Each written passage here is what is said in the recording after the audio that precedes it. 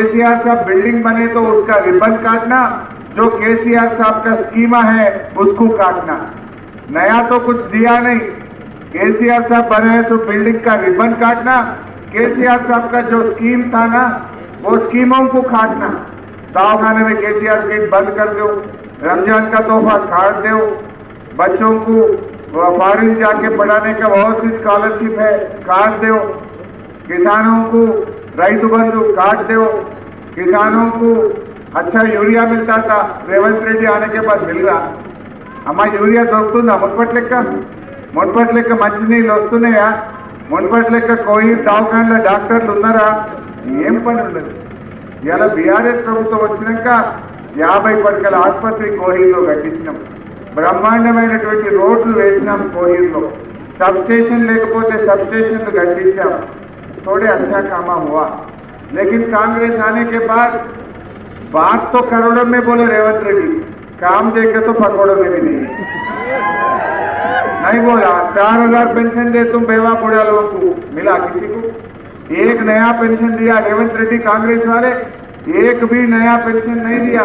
जो केसीआर साहब दे रहे थे वही 2000 आज के दिन भी मिल रहा, लेकिन रेवंत रेड्डी कुछ नहीं किया। महिलाओं को 2500 महीने में देके बोला, किसी को मिला? किसी को मिला 2500? नहीं मिला। నేను నిన్న తూప్రాన్ పోయినా, ఆడొక పెంటమ్మ కలిసింది. ఏమన్నది తెలుసా పెంటమ్మ?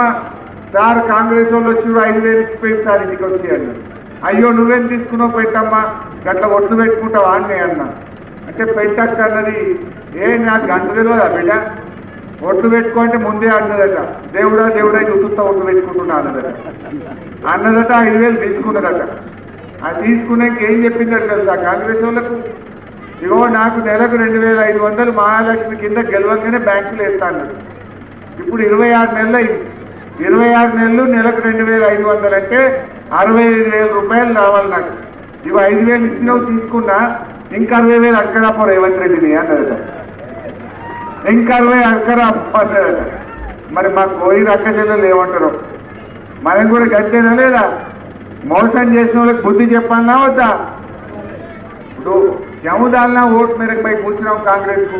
जो पानी अच्छा मिलता था वो बंद कर दिया कोहिर में, हफ्ते में 1 दिन पानी आ रहा, इसके लिए आप कांग्रेस को वोट देंगे?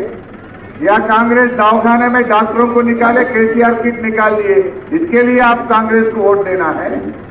या मुसलमानों को 4000 करोड़ बजट देते बोल के 1000 भी नहीं दिया, इसीलिए कांग्रेस को वोट देना क्या? इमाम मौजूद साहब का तनख्वाह बढ़ाता है बोल के धोखा दिए, जो केसीआर साहब दे रहे वही मिल रहा, इसके लिए कांग्रेस को वोट देना क्या? किसानों को 2 फसल का रैतु बंधु खत्म कर दिया। केसीआर साहब थे कोरोना में भी, कोरोना आए तो भी आपका रैतु बंधु आपको मिला नहीं मिला।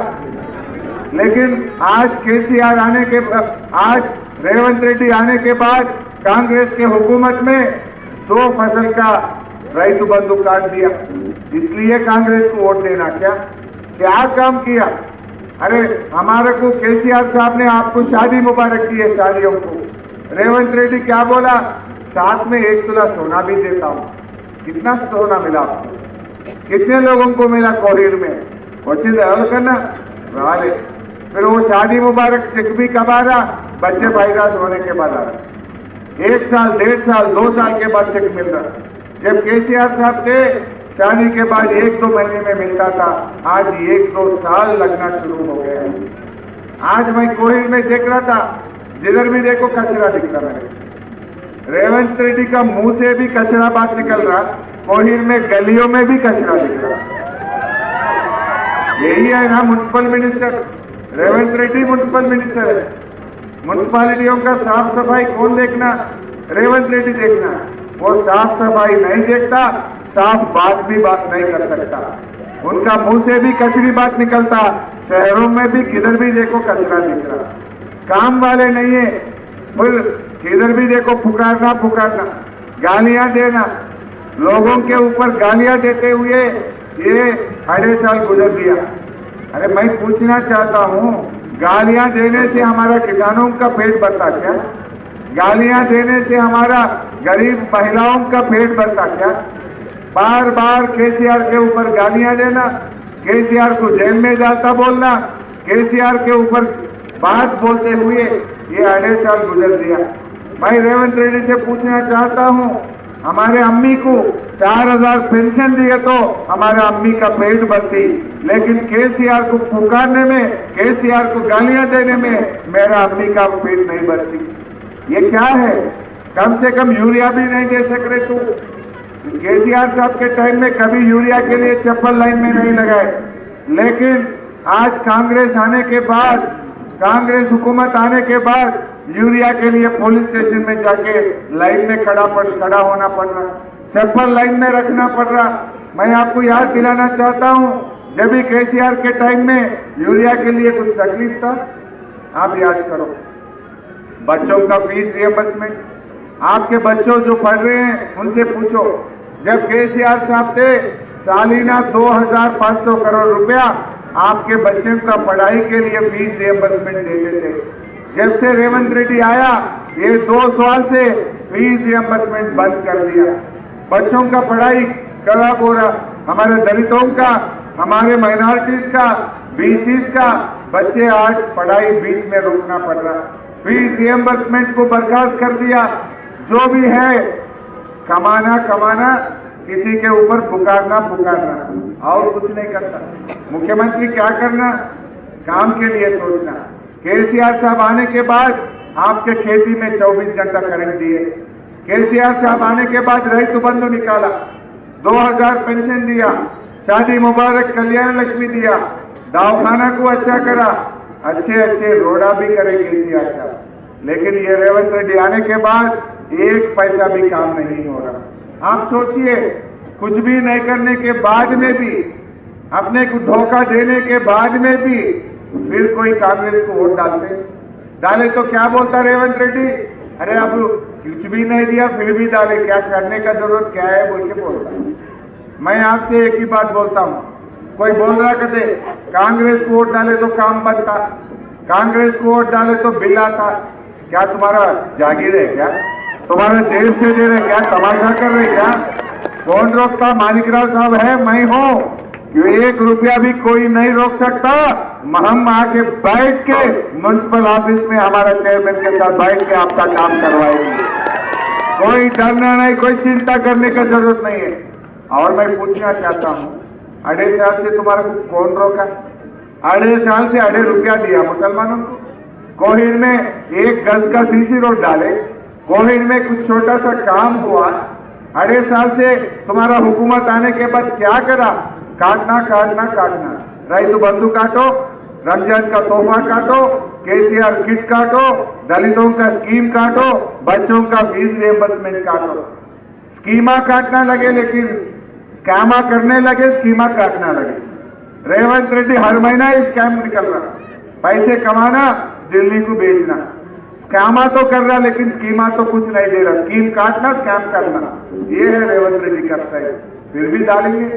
सोचो, ये अच्छे के लिए अंदर కూడా మనము కారు कोटेस केसीआर गांधी गेलिंచుకోవాలి।